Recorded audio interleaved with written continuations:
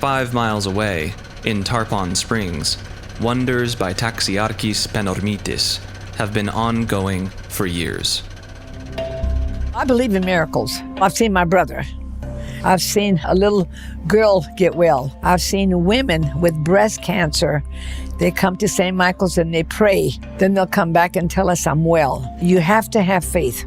Without faith, none of us can live, I don't think. My name is Goldie Parr. I had a brother that was 11 years old, and he was coming home with headaches.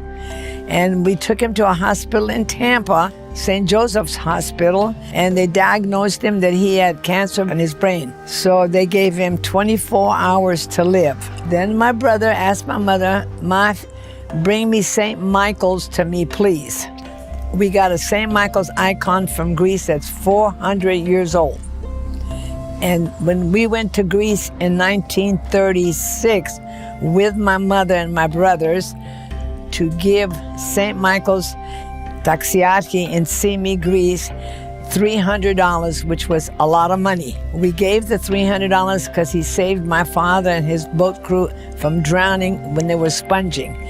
So when you do a taximo, you have to give it. And in return, the priest that was in charge of the church should have never given us the icon that was found on property in Simi. So he gave it to us, and that's the one that does the miracles. And it's 400 years old, and now we have it in our church. So my brother asked to please bring the icon to him so he can hold it. So my mother gave him the icon, and he put it on his chest.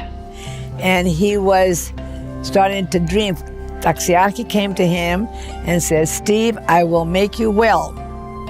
And he brought him here at this property. It was a lot. We were going to build a house on it. And he says, "You have to promise me you'll build me a chapel on this lot." And my brother says, "We're poor. We don't have money." He says, "Don't worry. Things will work out very good." So then he took him to St. Michael's in Greece, gave him communion. This is all in his dream. And then he brings him back to St. Joseph Hospital, and he says, "Tomorrow morning when you wake up, you can get up and take 3 steps and you will be well."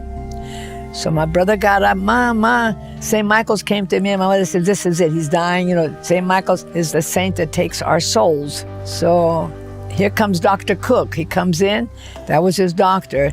He says, "Steve, what are you doing up?" He says, "I'm well." Dr. Cook checked him out, there was no cancer. 3 or 4 days later, he comes home, and he was never sick after that. It was all in the papers, Tampa Tribune and everywhere. And so we called the Archdiocese to give us permission to build the church.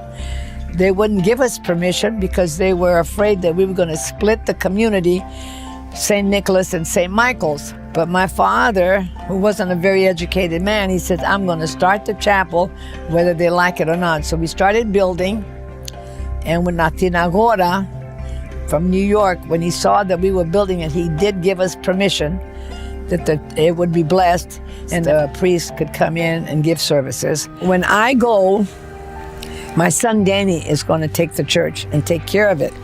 We're to keep it in the family, in the Salikas family, until we can. When I was 12 years old, I came here to show the church to a friend of mine, right? And when I opened the door, all I heard was bells ringing, right? Real loud bells.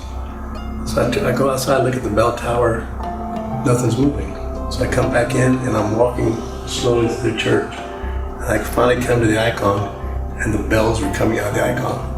Real loud bells, just like someone had a bell, just ding, ding, constant, right?